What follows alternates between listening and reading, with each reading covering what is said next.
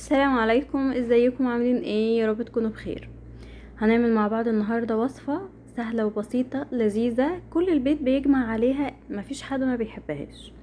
اول حاجه في وصفتي هجيب صدور فراخ زي ما انتوا شفتوا كده، واقطعها اعملها زي البانيه، وبعد كده اقطعها شرايح زي الشاورما.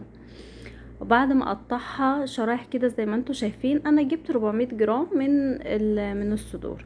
قطعت جزء وسبت جزء اوريكم بقطعه ازاي، لان انا عايزاها شرايح طويله كده زي الشاورما، بس مش هنعملها شاورما. تمام. بعد ما قطعت الفراخ بتاعتي او الصدور البانيه بتاعتي، هجيب عود روزماري، وهجيب زعتر، هجيب فلفل اسمر، حبهان مطحون، توم بودره، بصل بودره، وملح. وبعد كده احط حبة زيت زيتون، ده كان اخر الحبهان، ده اللي كان مطحون عندي، بس طحنت حبة بعد كده. زي ما قلنا، توم بودرة، بصل بودرة، حبهان مطحون، فلفل اسمر، زعتر، وروزماري.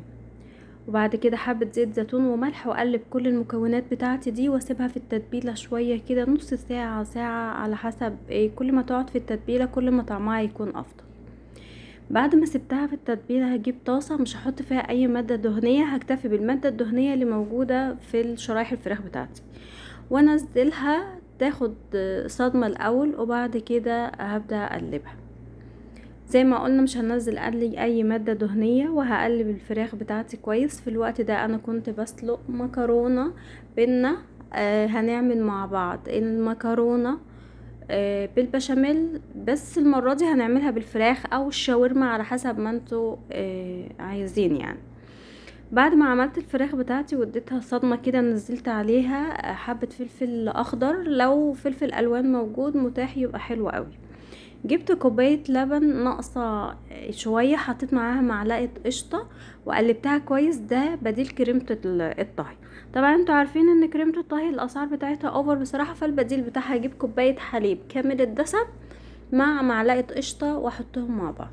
خلصت الفراخ بتاعتي، هجيب معلقتين زبدة او قطعتين زبدة معاهم حبة زيت، ونعمل البشاميل بتاعي. البشاميل عشان يطلع معاكي مظبوط، كل معلقه دقيق هتحطي لها كوبايه لبن. معلقه دقيق مش تكون مليانه على الاخر، معلقه دقيق يعني مثلا ممسوحه شويه. هنحط كل معلقه دقيق زي ما قلنا، هنحط لها كوبايه لبن كبيره مليانه زي كده. مع بعض، احنا مع بعض خطوه بخطوه. عايزه البشاميل تقيل او خفيف، ده انت اللي بتتحكمي فيه يعني. تمام. بعد ما حطيت اللبن بتاعي، هبدأ احط البهارات بتاعتي اللي انا بحطها على البشاميل. والبهارات اللي انا بحطها، الاول حطيت معلقة قشطة عشان تعزز الطعم ويبقى كريمي. طبعا احنا حاطين الزبدة، وحطينا القشطة، ومع اللبن بتاعنا، واللبن كامل الدسم ده برضو دي بدايل كريمة الطهي، هتديني طعم الكريمة بس من غير ما نحط كريمة. البهارات بتاعتي لازم احط قرفة مع البشاميل، اللي بيخلي طعم البشاميل في حتة تانية، مع شوية فلفل اسمر والملح. انا حسيت ان البشاميل بتاعي محتاج لسه شوية سوائل، فحطيت لهم بصراحة كوباية، كملت بكوباية مية. ظبطت الملح بتاعه، ونبدأ بقى نشوف هنعمل الصينية بتاعتنا ازاي. عايزة تقلبي كل المكونات كلها مع بعض وتحطيها عليها البشاميل، مفيش مشاكل. عايز تعمليها طبقات، هنعملها النهاردة طبقات بالطريقة التقليدية، من غير بقى لا جبن ولا اي حاجة. انا بصراحة بحب اعملها كده، بحس ان طعمها ده اساس المكرونة البشاميل.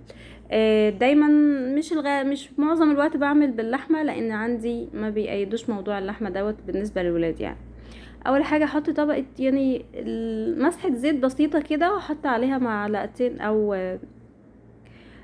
كبشتين بشاميل، وافردهم في الصينيه. واحنا قلنا ان احنا حطينا بشاميل على المكرونه ونقلبه. في ناس ما بتحبش تحط بشاميل على المكرونه، بس انا بصراحه بحب احطها.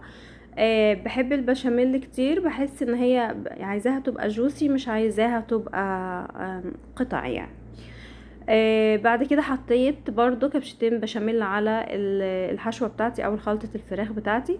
هفردها كويس، وبعد كده هنزل بالطبقة التانية بتاعت المكرونة، واظبطها، واحاول على قد ما اقدر ادي فرصة في الصينية ان لسه هتغلي ولسه في بشاميل هيتحط.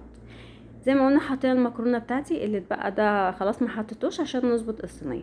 هبدا انزل البشاميل بتاعي. في ناس بتحط بيض على البشاميل، انا بصراحه ما بحطش. في ناس كمان ممكن تستغنى عن معلقه القشطه في البشاميل وتحط جبنه مثلثات. المتوفر عندك حطي، يعني انا في اوقات ما بقاش متوفر عندي جبنه مثلثات بحط قشطه، اوقات مش متوفر قشطه بحط جبنه، بس في كلتا الحالتين الطعم بيبقى روعه، سواء جبنه مثلثات او القشطه. بعد كده همسح الصينيه بتاعتي عشان حرفها يطلع نضيف كده ومش ملحوس، واحطها في الفرن على درجه حراره. بصراحه انا بحب اعملها على 180 او 200 واسيبها براحتها، مبشغلش الشوايه الا في الاخر خالص، او ربما ما شغلهاش، يعني بحطها في الرف اللي في النص عشان تاخد راحتها في التسويه. سلق المكرونه بديله نص سلقه، علشان كده كده لسه هتكمل تسويتها في الفرن يعني. جربيها بالفراخ، طعمها روعة وتحفة بجد، جربيها هتعجبك ان شاء الله. في نهاية الفيديو ما تنسونيش في لايك كتير وشير كتير عشان يستفاد اكبر عدد ممكن من فيديوهاتنا، وانتظروني في كل جديد. شيف نجوى الحوت، والسلام عليكم ورحمة الله وبركاته.